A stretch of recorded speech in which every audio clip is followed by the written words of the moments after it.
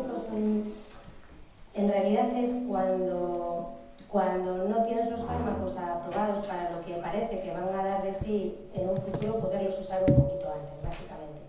Los estudios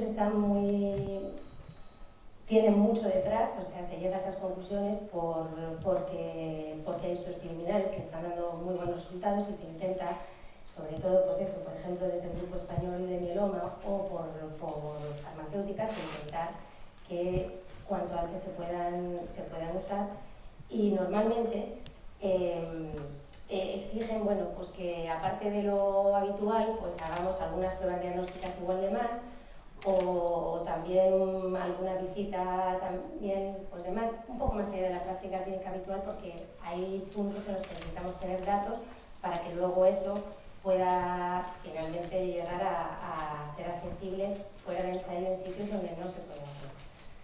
Entonces,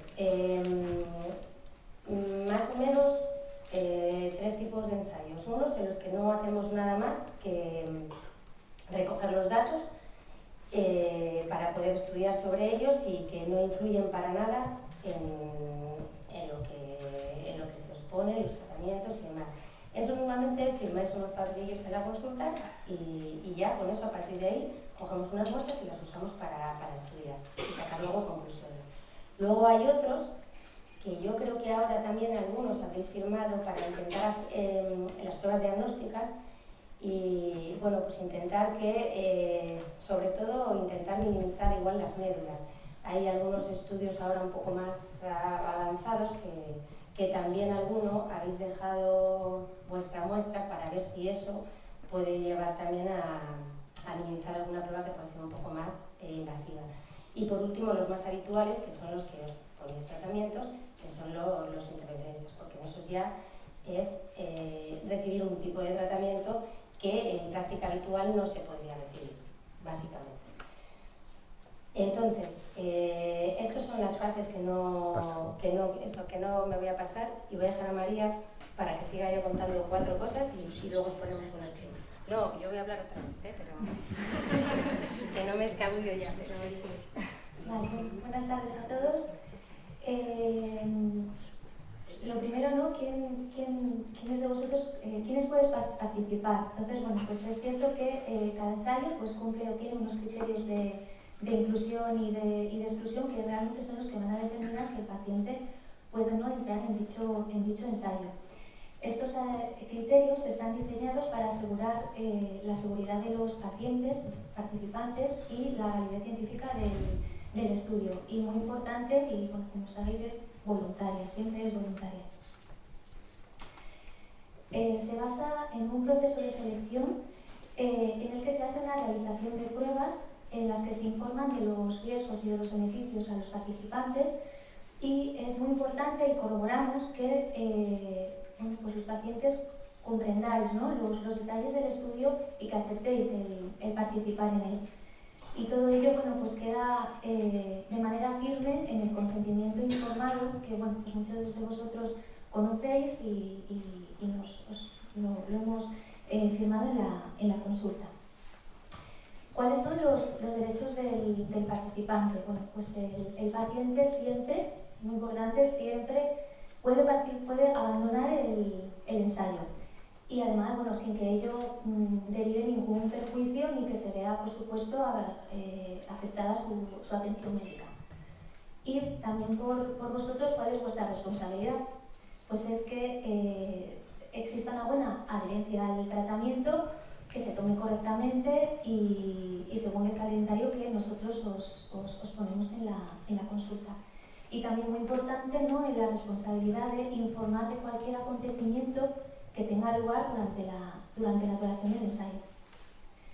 ¿Cuáles son los beneficios para vosotros personales? Bueno, pues lo que ya hemos comentado, ¿no? El ampliar las opciones de tratamientos, el acceso a tratamientos no disponibles en el día a día, una atención, bueno, médica especial y detallada más allá de la práctica habitual, y esto, bueno, pues permite el conocer mucho mejor la enfermedad y la función del tratamiento. De manera paralela, bueno, pues también hay unos beneficios, ¿no?, pues para la ciencia y la sociedad. que lo que viene a decirnos es que nos va a ayudar a desarrollar mejores tratamientos para nuevas generaciones, apoyar la investigación, que es muy importante y dar lugar a todo ello, y desarrollar una medicina más personalizada gracias al estudio continuo de la enfermedad. Pero claro, no hay riesgo cero, todo tiene su riesgo, al igual que existen riesgos cuando se recibe pues, cualquier medicación o una actividad, cualquier prueba al uso, pues también, por supuesto, pues hay riesgos en la investigación clínica. Estos riesgos se le explican al paciente a la hora de participar en un ensayo y siempre quedan reflejados, además de explicarlo verbalmente, quedan reflejados en el consentimiento informado que os entregamos también en la consulta. Y ahora, continúa Carmen. ¿Tienen preguntas? Preguntad. Bueno, pues entonces, esto es un poco la realidad, porque yo creo que a veces cuando firmáis, a veces parece que es que si fuerais un poco conejillos de indias y el concepto no es para nada eso. Entonces, ahí tenéis un poco en Valdecilla más o menos que hay muchos pacientes que estáis tratados dentro de un ensayo clínico, no en la práctica habitual. Y de hecho, pues en el grupo del mieloma más o menos se ve que unos 30 y tantos pacientes, que esos son 3 al mes, están firmando y están tratándose dentro de un ensayo clínico. De hecho, ahí, pues eso, desde el 2020 para acá ha habido 140 y tantos. No solo en mieloma, también hay el linfoma, y el linfoma es un poco la tendencia de los últimos años. La nuestra, iba a decir, el mieloma se mantiene más o menos. El linfoma inicialmente crecía, bueno, el CNX algo menos, bueno, pero eso es total, que hay muchos pacientes que están dentro de ese y que se están tratando así en realidad en Cantabria. Si nos vamos exactamente aquí es una gráfica solamente de mieloma, lo que se explica más o menos se mantiene, van cambiando los ensayos que se van abriendo, por supuesto, porque se van abriendo nuevos a medida que van surgiendo necesidades, pero más o menos lo vamos manteniendo. Y si dentro de lo que son los 2 últimos años cogemos los pacientes nuevos que se diagnostican, esto se ha movido, no era así, pero bueno, la cosa es que 1/3 de los pacientes nuevos de mieloma aquí se están tratando dentro de un ensayo clínico, al empezar. Dentro de ellos, más o menos, los 2 colores rojo y azul eran simplemente los que eran más jóvenes, lo que hablamos de los que iban a trasplante, y no trasplante quiere decir que jóvenes, tanto jóvenes como mayores, y más o menos a la mitad, solo 2/3 van por clínica, o sea, por práctica habitual. El resto vais dentro de un ensayo y estáis acompañados, vaya, que es una cosa también casi tan habitual como el resto.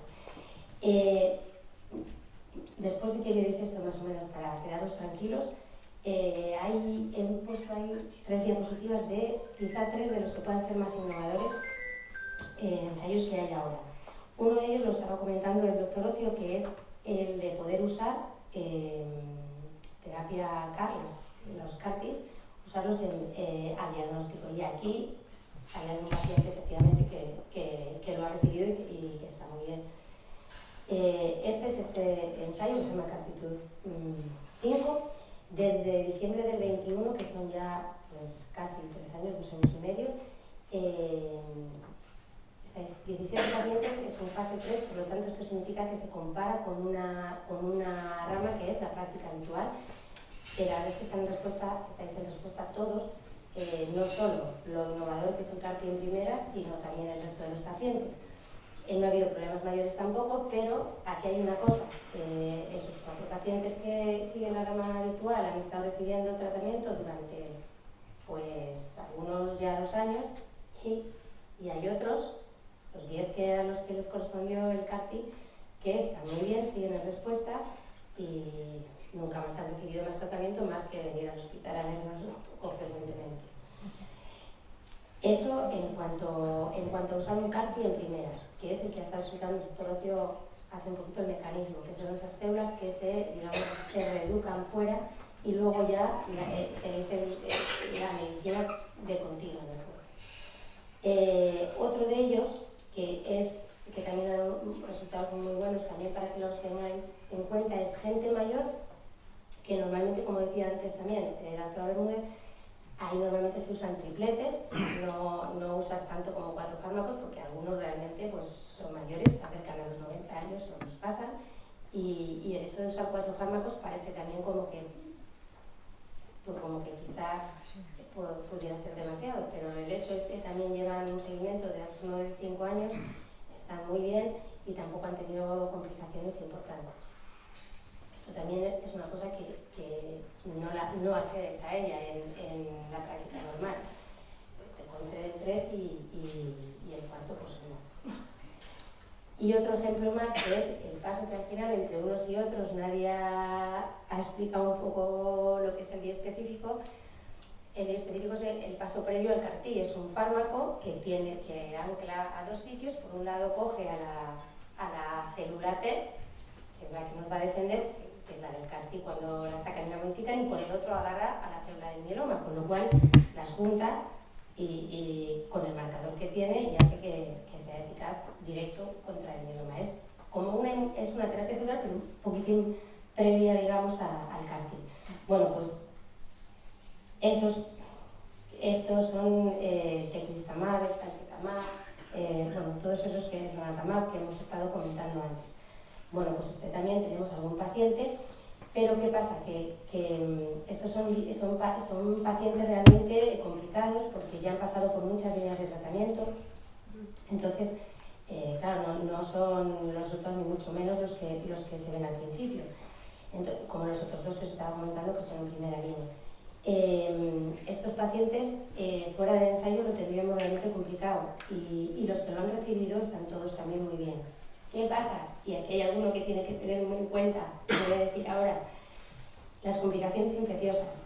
Insistimos tanto en las profilaxis con los antivíricos, con los antibióticos. ¿Por qué? Porque sí que han respondido todos, pero es verdad que han tenido complicaciones infecciosas muy severas y muy atípicas la mitad de estos pacientes. Con lo cual, cuando nosotros insistimos en el aciclovir, en los levos, en las gammas, es porque realmente esto también lo vemos. Entonces, bueno, pues simplemente también recalcar que tienen muy buenos resultados también, incluso en líneas más avanzadas, que dentro de ensayos tenemos pacientes que están en la 10ª o en la 11ª líneas de esos picos de tratamiento que ponían antes en las diapositivas y que estamos logrando respuestas a esos niveles, pero que hay que seguir un poco las cosas como las vamos diciendo. Y nada más, con esto también nosotros hemos acabado. A lo que queréis preguntar, que yo creo que igual Muy bien, preguntas. Ahí tenemos en esa fila parte de nuestro equipo que se ponen ahora de pie, así son así muy dignos. Sí, para nos llama Alba y Mario y Paula. Parte del equipo de ensayo. Están ahí todos puestos en la 3ª fila a mano izquierda. Esas son sus caras. Porque los ensayos... Estos son los pesados.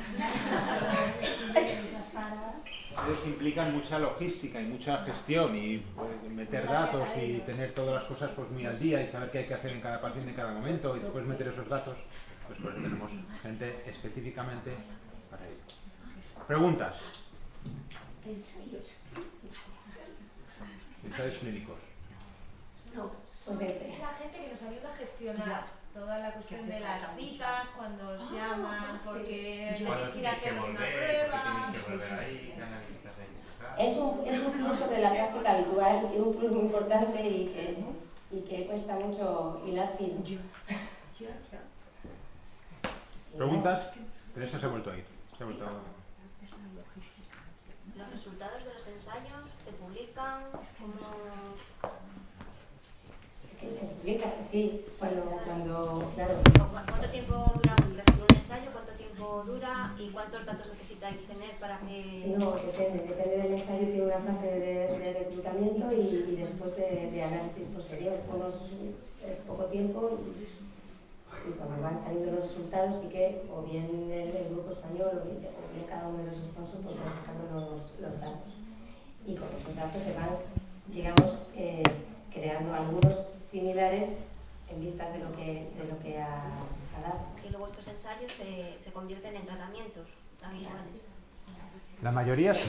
O sea, los ensayos se tarda mucho en hacerlos, en gestionar, en diseñarlos, vamos a decir. Una vez que se se empiezan, pues, generalmente a los 2-3 años es cuando se empiezan a presentar los datos, se presentan en congresos, ¿no? Como el que decía antes, que se había reportado pues, en el Congreso Europeo, pues en el Congreso Americano, generalmente esos dos. Se presentan los primeros datos. Y después, claro, es que depende. Antes se ha saltado, le he dicho que se saltase fase 1, fase 2, y además, y después hay unos ensayos que son lo que se llama para registro, que son ensayos fase 3, con 500 pacientes, con 400, 500, hasta 1000 pacientes, que esos son los ensayos que lo que hace es comparar el nuevo con el antiguo. Y eso es lo que va a llevar, si hay una ventaja del nuevo, a que se apruebe ese fármaco y se puede utilizar en todos los pacientes. Pero toda esta, o sea, desde que un fármaco empieza a aparecer y empezamos a ver que no es tóxico, que es lo primero que se hace, hasta que llega al fase 3, en el cual se ve que mejora en 500 o 1000 pacientes de todo el mundo un estándar, pasan años, muchos años. O sea, muchos años son 10 años.